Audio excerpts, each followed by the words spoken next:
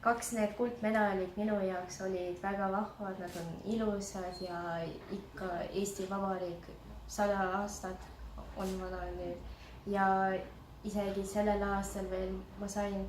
Euroopa meistriks ja see on nagu kingitus Eesti Vabariigile ja nüüd Eesti Vabariik kingitas mulle need medalid ka. Minu jaoks oli päris tähtis minu jaoks, sest see kõigepealt on uus medal Eesti meistrivõistlustest ja see on päris ilus ja mina ka nagu hääletasin, millist medalit me Eesti sportlased soovime kõige rohkem ja sellel aastal on väga palju Eesti meistrivõistlused erinevatest aladest ja on päris mitu sõpru, kes tegelevad teise spordiga ja siis nad ka näitasid mulle, et nad võitsid Eesti meistritiitli või sai seal hõbemedali, et nad on,